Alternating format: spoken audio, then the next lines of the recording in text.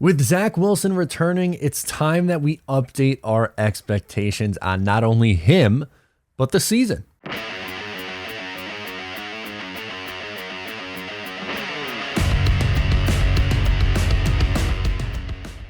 Hey, what's going on? I'm Matt O'Leary back with another video, and today I will be getting into my updated expectations for Zach Wilson. Before we get started today, just wanted to mention where you can follow me, social media, Matt O'Leary NY, and if you haven't already, please make sure to check out the Just Jets podcast. New episodes drop every single Wednesday. Enjoy the show, subscribe, it's a hoot. Also, shout out to the new sponsor, Into the AM, on this lovely, lovely shirt. This is one of their basic tees. It's very comfortable, light fitting, fits nice around the arms. Like, this is a shirt that I want to wear to the gym, do a couple of push-ups, get the chest pumping, get the arms pumping, and then you'll be looking phenomenal. Now, here's a couple of interesting things that they have going on at Into the AM. Like I said, this is one of the basic tees. They do bundles. So you can get 3 for $49.95, or if you prefer the graphic tees, you can do 3 of those for $60. And guess what? My listeners get a discount, 10% off with my code MATT10. I will put my link down below in the description and the pinned comment. Make sure to check out Into the AM. Thank you for sponsoring today's video, Into the AM. Lovely, lovely, comfortable shirt. It is so breathable, and I am living my best life in this shirt. Okay, so with Zach Wilson returning, we're not going to get a 17-game season out of him. It's going to be 14 games, or at least that's what it should be. 14 more games. Hopefully he doesn't leave with an injury. So what I wanted to do is kind of just go through first and say what I think the difference is going to be between him and Joe Flacco, which some are obvious, and then I'll give you my updated stat predictions, because I did stat predictions for a 17-game season paced out. He gets hurt, and then we have to obviously adjust after that. So I will do my updated ones after a 14-game season, and you let me know what you think he's going to do the rest of the way, and I'll give you what it looks like per game and all that stuff. But first and foremost, with Zach Wilson coming back, a couple of things here. I think one, the biggest thing is his ability to move. The offense is going to look different. Mike LaFleur has been very up and down through his first 3 weeks of the year. I really like LaFleur. I think he's a good play caller, but I think he was limited with the quarterback that he had. Obviously, they were way too pass happy, and I think that changes this upcoming, well, the rest of this year. I was going to say this upcoming year. It feels like it's a new year with Zach Wilson coming back, but for the rest of the year, I guess we should say, I think things begin to change there, and I think they implement the run more. And I think you could run some RPOs, which, yes, Zach Wilson doing RPOs with his legs ability, that's going to keep defenses honest. He has the ability to roll out and make plays on the run. So cut the field in half.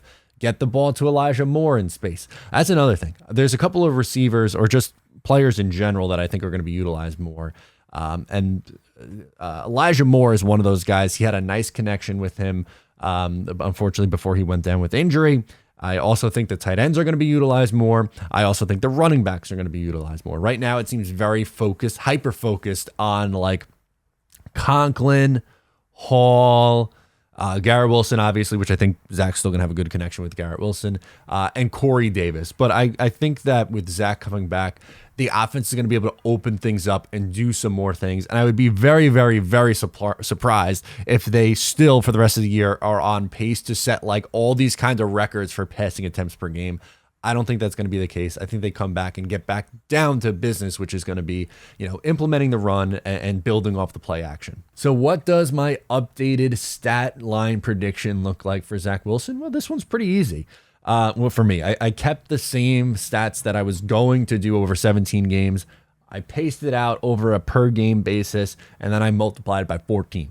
So this is what you come out for the rest of the year. And if Zach Wilson does this, I'd be pretty happy. I think that would show that you have something here. So I have him with 300 completions on 468 attempts, which is a 64-1 completion percentage, which would be a really nice improvement.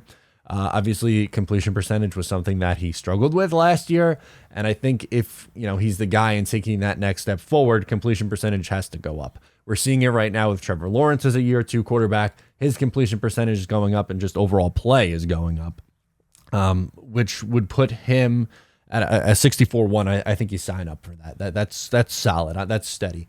Obviously, up as the closer you get to 70 is towards elite level. Under 60% is not good. Somewhere in the mid 60s, I think is fit, low to mid 60s. So I'll go 64-1. Yardage, I'm at 3,313, which over 14 games, that would be 236.6 yards per game.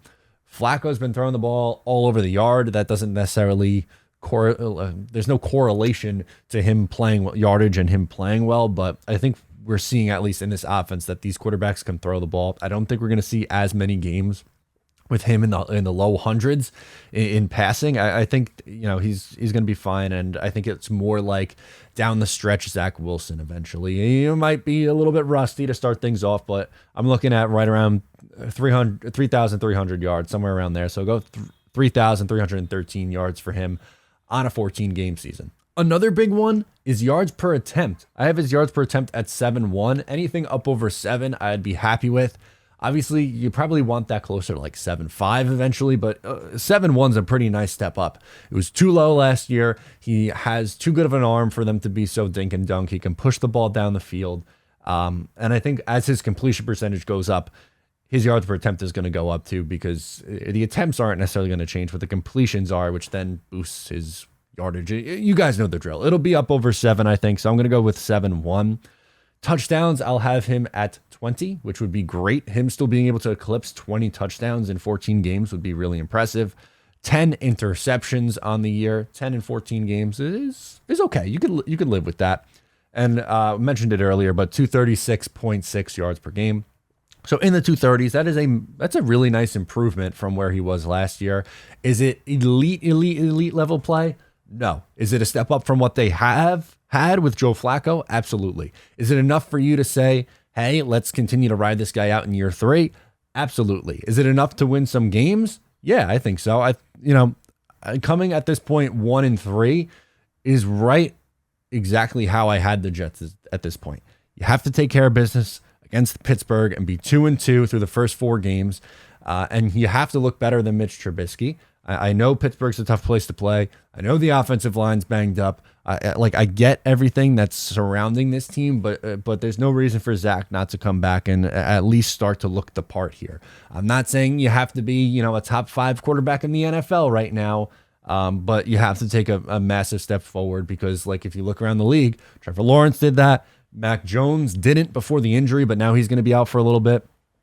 Justin Fields looks terrible. Trey Lance gets hurt. So I would like him to look obviously closer to what Trevor Lawrence is than looking like Justin Fields and Mac Jones before the injury and Trey Lance before the injury. So per game, roughly what the stat line looks like is 21 of 33, which is 21 completions on 33 attempts. I think if you're keeping him in the low to mid 30s, that's fine. There's no reason for him on a regular basis to be throwing 50 plus times, let alone 40 plus times.